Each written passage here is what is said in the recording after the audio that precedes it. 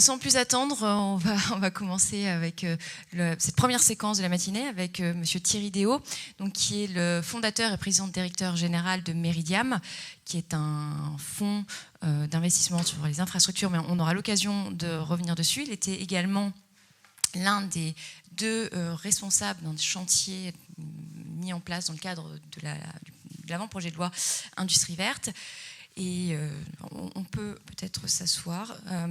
Exceptionnellement, puisque nous n'avons pas coutume, parce que nous avons des intervenants de très grande qualité et on fait des tables rondes plutôt courtes, donc exceptionnellement, nous pourrons poser quelques questions à Thierry Déaut, à la fois sur l'actualité, puisque le président a fait des annonces hier dans le cadre de cette loi Industrie verte et plus largement sur la réindustrialisation, et sur aussi les activités qu'il peut avoir et le rôle qu'ont les fonds d'investissement dans la réindustrialisation. Donc, ma première question va finalement porter sur le sujet de la loi Industrie verte. Est-ce qu'on pourrait revenir rapidement sur ce projet de loi Industrie verte? Je sais que comme vous avez été rapporteur, peut-être dire comment le travail a été conduit. Est-ce qu'il y a une nouveauté? Est-ce qu'il y a eu des échanges entre les groupes de travail qui ont abouti aux 29 propositions, il me semble? Merci et bonjour à tous.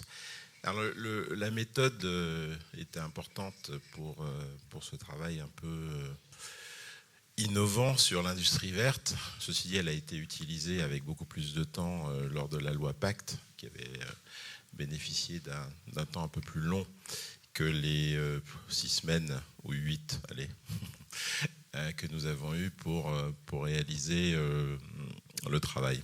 Donc les groupes de travail, il y avait 5 groupes de travail, donc copilotés par un élu et quelqu'un de l'industrie ou du secteur privé de l'autre. Celui que je copilotais était celui de la fiscalité.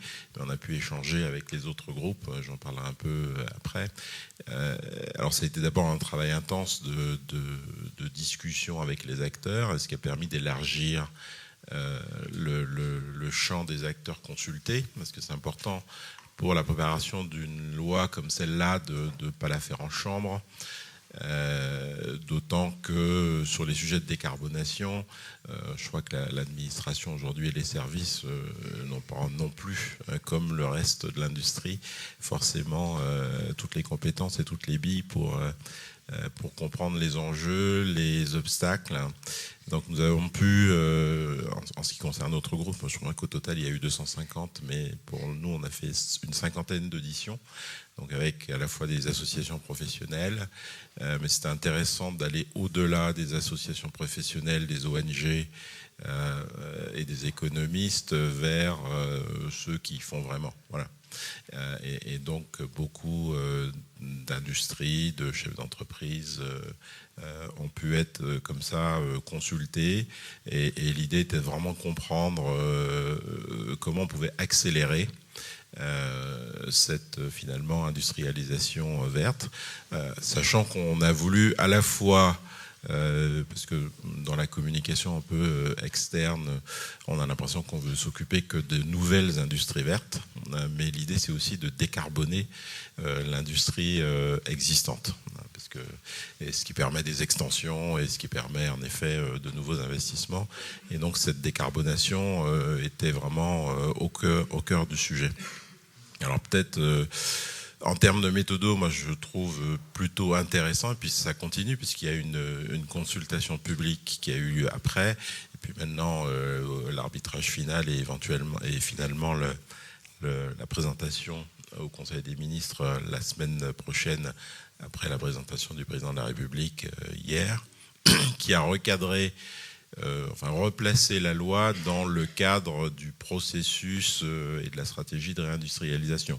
Parce que finalement, c'est une étape supplémentaire par rapport à ce qui a été déjà fait dans la baisse des coûts de production, dans un certain nombre de sujets, et qui là répondait, mais c'était quand même la suite logique, aussi à l'ARA américain, mais ce n'était pas le seul but de la loi. L'idée aussi était d'aller un peu plus loin avec l'Europe notamment sur le sujet.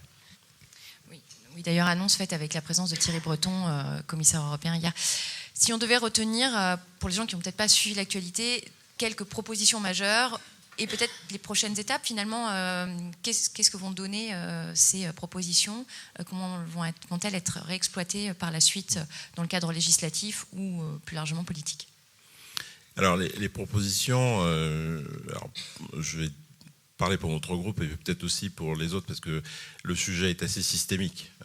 Il y a un sujet évidemment d'aide à la réindustrialisation, à l'installation, et ça se traduit par une proposition de crédit d'impôt et éventuellement de subventions pour les industries, on va dire, vertes nouvelles, donc qui se sont alignés sur ce qui a été accordé avec Bruxelles, sur ce qui pouvait recevoir des aides publiques, parce que la contrainte était aussi là, mais aussi sur la décarbonation des entreprises, des PME, des ETI, et donc crédit d'impôt et aide, avec la batterie d'aide déjà en place aussi, les ADEME, tout ça. Ça, c'est pour le gros de la fiscalité. Ensuite, il y a eu des propositions pour valoriser et faire reconnaître l'industrie aussi. Alors, ça s'est passé aussi par le sujet des métiers, parce qu'on se rend compte que la création, la réindustrialisation demande un certain nombre de compétences qui ne sont pas existantes aujourd'hui. Donc il y a eu un vrai dialogue avec les filières de formation. Et puis il y a le sujet aussi d'acceptabilité.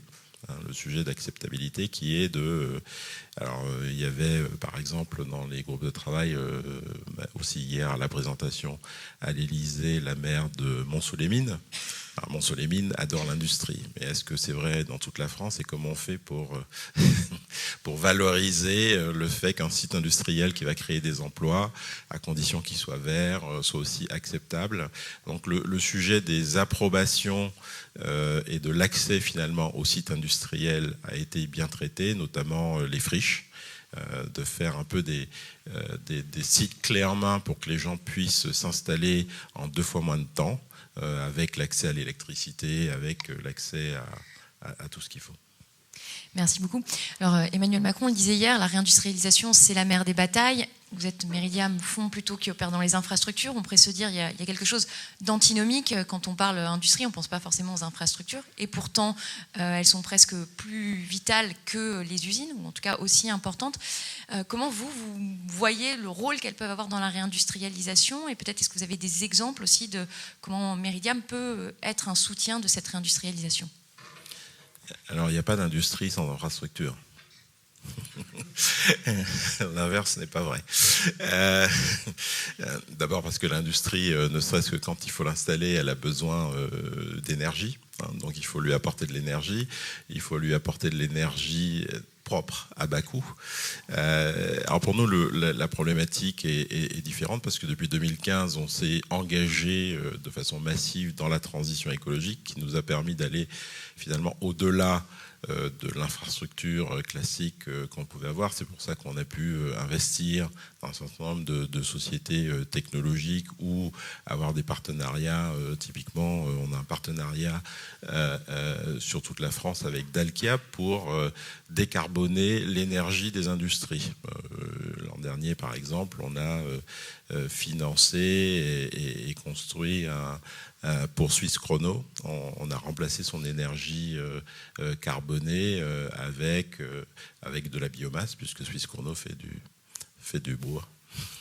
Des panneaux particules, plus exactement, pour voilà. ceux qui ne les connaissent pas. Et avec les déchets des panneaux particules, on est capable, dans une économie relativement circulaire, de leur fournir de l'énergie propre. Donc ça, ce sont des exemples, mais en effet, l'entrée était plutôt par l'énergie, mais en fait, décarboner l'industrie, c'est un véritable sujet d'infrastructure.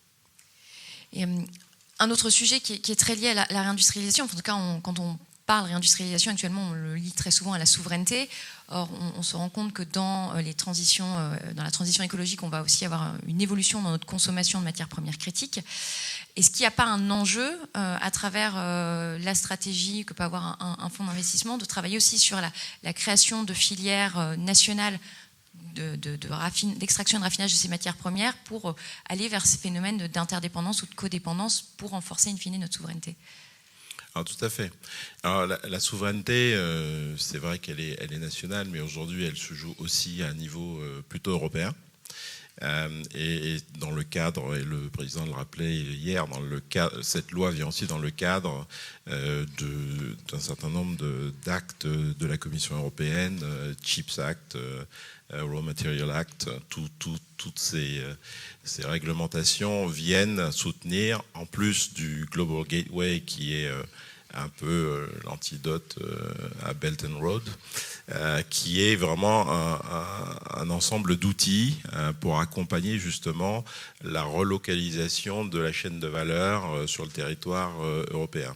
Donc, et le gouvernement a annoncé, il n'y a pas longtemps aussi, la création d'un fonds pour les matériaux critiques, l'idée étant de sécuriser cette chaîne de valeur pour les matériaux critiques, évidemment avec des off-takers industriels européens qui, eux, sont en attente, puisqu'aujourd'hui, ils ont une dépendance certaine par rapport à la Chine ou par rapport à d'autres. Et vous l'avez évoqué un petit peu en filigrane au moment de la première question. Il y a cet enjeu autour de l'industrie qui est finalement l'acceptabilité aussi des usines. On se rend compte qu'il y a un véritable défi à la fois d'attirer des talents vers l'industrie, puisqu'on ne fera pas tourner les usines demain si personne ne souhaite y travailler, et puis l'acceptabilité des nouvelles usines. Est-ce que pour vous, l'industrie verte, de manière générale, peut être un levier pour améliorer cette acceptabilité et cette attractivité de l'industrie ? Tout à fait. À la fois parce que ce qui est aussi proposé, c'est une meilleure gestion des parties prenantes en amont. Même si on veut raccourcir les délais, l'implication des maires est fondamentale dans cette gestion des parties prenantes. Et c'est pour ça qu'il y avait un certain nombre d'élus locaux impliqués dans la préparation de cette loi. Et il est important en effet de vanter les mérites de ces nouvelles usines. Évidemment, si ce sont des usines carbonées, ça ne passera pas. Donc l'industrie verte, c'est vraiment l'opportunité. La création d'emplois intéresse quand même toujours beaucoup les territoires.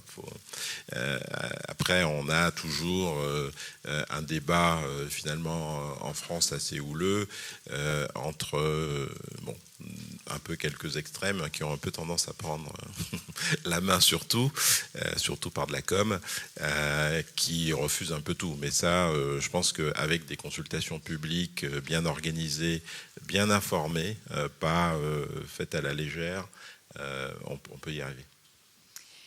Et là, je vais peut-être donner une vision plus personnelle, c'est-à-dire qu'on voit tout ce qui est en train, le paquet législatif qui va passer sur la réindustrialisation. Est-ce que pour vous, il y a peut-être d'autres leviers d'accélérer ce mouvement de réindustrialisation et à voir un véritable peut-être sursaut du poids de l'industrie dans le PIB, parce qu'on le rappelle, l'industrie en France, l'industrie manufacturière, ça reste 10,4 points de PIB si on prend les données OCDE. Alors, la loi crée un cadre et une envie et une incitation, notamment pour l'installation de sites nouveaux vis-à-vis des investisseurs étrangers, de l'industrie étrangère, pour s'installer en France. Mais néanmoins, le travail est à faire par l'industrie française. C'est-à-dire que la loi ne fait pas tout, heureusement. Et donc, ça crée un cadre, des incitations, mais c'est un peu à nous tous de faire aujourd'hui. Et je crois que quand on parle de décarbonation, d'industrie verte, de réindustrialisation, c'est le jeu des acteurs, l'envie des acteurs et la mobilisation des acteurs, qu'ils soient financiers, industriels, pour remonter cette chaîne. On ne peut pas tout attendre de la loi. Et je pense que le cadre est très bien. On peut toujours faire mieux, mais il y a suffisamment de fonds mobilisés. Il ne faut pas oublier non plus que même si on a l'impression que les crédits d'impôt ne représentent pas grand-chose parce qu'on veut comparer à l'AERA, tout ce que l'Union européenne, la France a mobilisé à travers 2030, à travers tous les plans sur l'énergie, sur tout le reste de l'Union européenne, c'est quand même beaucoup de milliards, mais ce serait bien qu'on puisse vraiment les déployer. Donc c'est aux acteurs industriels aujourd'hui de se prendre en main, de vouloir transformer leur chaîne de production, parce que c'est aussi ça. Donc ça demande un peu de jus de cerveau, d'envie, et après les aides publiques, c'est là pour faciliter, mais ça ne fait pas votre place. C'est très juste. Et on aura quelques industriels sur la table ronde après, et puis en grands témoins qui reviendront sûrement sur cette vision ou qui nous apporteront des visions complémentaires. On va peut-être prendre quelques questions de la salle. Hop là. Stéphanie qui opère ce matin en tant que porteuse de micro. Bonjour, je travaille comme inventeur pour les entreprises, je vous remercie pour ça. Voilà, alors je découvre à l'instant, je réagis sur le champ que la concertation sur l'industrie verte est déjà terminée. En fait, je suis tout le temps en train de chercher les concertations et là je découvre que celle-là, personne n'est au courant. Je voudrais savoir dans un premier temps si vous allez prolonger le temps de cette concertation. Vous parlez du jus, de la participation collective, elle est fondamentale. Dans la concertation sur les déchets, je vous ai fait 170 propositions. Ceux qui ont analysé les informations, apparemment, ils n'avaient pas tellement étudié en fait ce qui a été proposé. Donc je voudrais déjà que les lois concernant la concertation soient respectées. Dans le cadre aussi de la loi organique de 2001 sur le fait qu'on a des objectifs à respecter en termes voilà, de résultats et non pas de moyens.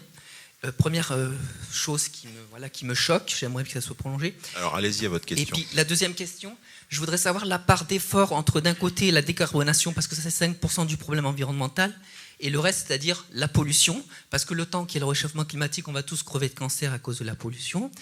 Donc voilà, et les déchets, et puis la destruction des biotopes. Je voudrais savoir la part d'effort entre ces 4 champs environnementaux. Et puis après, évidemment, il y a le développement durable au niveau social, ça c'est un autre aspect.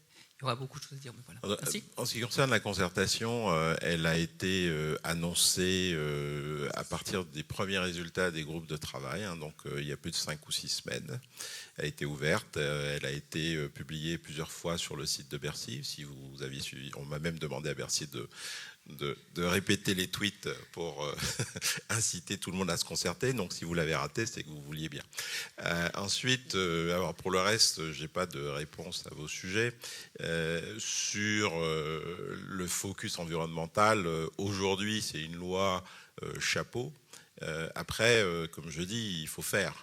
Donc c'est aussi le choix des industriels de se mettre en marche et selon ce qu'ils mettront en marche, on ne va pas mettre des filtres et des cadres pour restreindre l'accès alors qu'on veut massifier cette réindustrialisation. Donc on peut très bien avoir ex post un bilan de savoir sur quoi était concentré, sur quel volet environnemental était concentré ces aides, mais je pense que faut, alors c'est mon avis personnel, hein, la manie trop française de vouloir trop piloter tout au début et de te mettre plein de contraintes pour que rien ne se passe, ça fait toujours plaisir à la direction du budget, mais je ne suis pas sûr que ça soit utile pour l'industrie. Alors, on va prendre la question ici. Je rappelle, ça va être le moment désagréable, mais pour ceux qui me connaissent, vous savez que je suis quelqu'un de profondément désagréable. Les questions doivent être courtes. Ok, je vais m'y tenir. Mais je sais, Chloé, que tu vas tenir son engagement. Oui, moi, ma question concerne des acteurs que vous n'avez pas cités dans les parties prenantes. Moi, je suis responsable syndicale et je me demande comment est-ce que vous voyez le rôle du dialogue social, notamment sur l'accélération de la réindustrialisation. Vous parliez du fait d'impliquer les personnes qui font. Pour moi, ce sera impossible sans les travailleurs et les travailleuses. Il y a peut-être des montées en compétences à avoir de part et d'autre et un travail collectif à faire pour que dans les CSE, le travail soit fait aussi au niveau des branches. Et je me demandais du coup quelle est la part des échanges avec les organisations syndicales et comment vous voyez le dialogue social de façon globale au niveau branche et au niveau entreprise pour que ça puisse accélérer. Alors, je ne les ai peut-être pas cités, mais nous avons consulté les organisations syndicales aussi pour ce qui était de notre groupe pendant les auditions. Donc, on a eu des retours, mais le groupe sur la formation a été celui qui les a le plus sollicités, justement parce qu'il s'agit de monter des formations de filière et le sujet allant jusqu'au lycée professionnel. Ça a permis pas mal d'impliquer les organisations syndicales. Donc ça, il n'y a pas... Enfin, il n'y a pas eu d'exclusion particulière. Désolé si j'ai oublié de les citer. Les organisations syndicales, on est dans un cadre français où elles ont leur mot à dire quand on les consulte et même quand on les consulte pas. Donc ça va. Après, on parle de concertation. Il y a eu une concertation publique.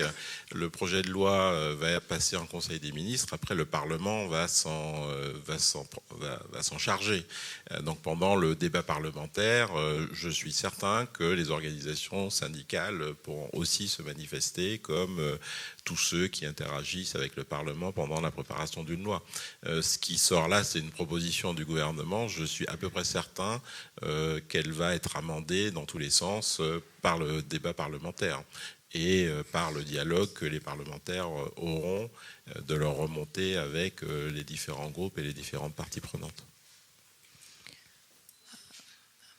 Oui, bonjour. Moi, je suis un simple industriel. Des aides, des subventions, des crédits d'impôt, super, ça couvre une partie du surcoût que sera généré par ce verdissement de l'industrie. Je crois que personne ne peut être contre, ou alors c'est à ne plus rien comprendre sur la nature humaine. Comment vous faites et quelle est la politique qui est discutée dans cette loi pour revaloriser justement ce qui va être fabriqué dans ces conditions-là, dans un monde qui est très mondialisé et où la compétitivité reste quand même un enjeu majeur? Alors, le volet qui n'était pas dans mon groupe de travail, mais qui s'occupait de acheter France Vert, quoi. C'est un sujet qui a été traité, qui est une vraie préoccupation de tous les industriels. Et comme hier d'ailleurs le président de la République l'a annoncé, ils veulent avancer la prise en compte très sérieuse des critères non financiers et environnementaux dans les appels d'offres publics. Donc ça, c'est déjà un premier pas. Et aussi relancer le débat sur la discussion de la taxe carbone. Donc il y a vraiment un engagement. Après, il faut aussi Bruxelles, il faut aussi beaucoup de monde. Et ça prend du temps. Donc il y a vraiment un engagement d'essayer justement de valoriser les contenus décarbonés de notre industrie dans leur compétitivité. Parce que c'est aussi un sujet de compétitivité. Alors, il y a une personne qui avait levé la main, je pense, avant. On va pouvoir prendre 2 questions encore. Non, le monsieur là au milieu, il va se lever. Voilà. On prendra 2 questions et après nous devrons céder la parole, la place. Alors simplement, comment réindustrialiser dans le cadre du marché européen de l'électricité? C'est simple, c'est rapide. Je vous laisse répondre alors. C'est compliqué, ça va être très difficile, à moi d'en sortir. Non, mais dans les propositions qui ont été faites, par exemple, après, elles n'ont pas forcément été toutes retenues ou partiellement. Nous avons beaucoup insisté sur l'accès à des contrats long terme pour les industries. Alors, pour sécuriser l'approvisionnement et les prix. Et ça, donc, dans un premier temps, ça n'a été retenu que pour l'hydrogène, mais je ne perds pas espoir qu'on puisse réouvrir le débat pour que justement ces contrats à long terme pour l'industrie soient soutenus de façon plus large et que toute l'industrie y ait accès, évidemment pour de l'énergie décarbonée. Mais en tout cas, la volatilité des prix de l'énergie est un sujet, est un obstacle, ça a bien été identifié. Voilà, donc mais si je vous invite à aller l'expliquer aux députés, c'est pas mal aussi. Bonjour. Le crédit d'impôt fiscalité verte, enfin industrie verte, pardon, est une mesure majeure et on a beaucoup insisté dessus depuis hier. Est-ce que ça suffira par rapport au poids de la fiscalité française entreprise, nationale, IS et locale? Alors c'est une question de perception parce que tous les retours qu'on a eu des industries, personne ne s'est plaint de la baisse de la fiscalité depuis quelques années, à la fois sur l'IS, qui est quand même aujourd'hui à 25%, et des impôts de production. Finalement, on a bien insisté parce qu'on avait l'impression que c'était l'un des obstacles majeurs, mais ça ne l'était pas. La petite question qui est restée sur ce qui reste finalement des taxes foncières s'est posée. Bon, c'est quand même un sujet collectivité et c'est assez compliqué. Aujourd'hui, les collectivités, c'est à leur initiative finalement de faire jusqu'à 2 ou 3 ans des périodes de grâce de paiement de la taxe foncière, mais le sujet du poids de la fiscalité, même le sujet du coût du travail, qu'on a bien lancé sur la table, n'est pas revenu. Notamment, le CIR a été plutôt plébiscité par tout le monde comme un outil de baisse aussi des coûts du travail de façon générale. Donc on n'a pas eu ces retours, et c'est vrai que la pente de l'imposition sur l'industrie, on peut toujours faire mieux, est plutôt à la baisse depuis quelques années, et on n'a pas eu ce retour majeur. Donc l'idée, c'est vraiment de favoriser les nouveaux investissements et les extensions. L'équation financière pour une industrie qui veut se décarboner n'est pas simple. D'abord, il faut changer ses process, voir combien ça coûte dans l'immédiat dans l'investissement, combien ça coûtera ou ça économisera dans la durée, et les subventions ou les crédits d'impôt viennent améliorer cette équation pour qu'elle se fasse. Voilà. Ce qu'on ne prend pas en compte, évidemment, c'est le coût des émissions et du carbone, mais on espère que c'est le bonus. Merci beaucoup. Alors, ça va être très frustrant pour les autres questions, mais nous allons devoir mettre fin à cette session. Merci Thierry Déaut d'être venu avec nous jusqu'à nous ce matin. Merci beaucoup. Et je vais céder la parole à Virginie Sachs, qui est fondatrice et associée d'un cabinet qui s'appelle Companium, j'espère ne pas écorcher le nom, et qui est aussi auteure d'une publication sur l'industrie verte qu'elle va vous présenter. Et puis, avec ses invités, vont parler de l'accélération de la transformation vers l'industrie verte. Merci à tous, et merci encore Thierry.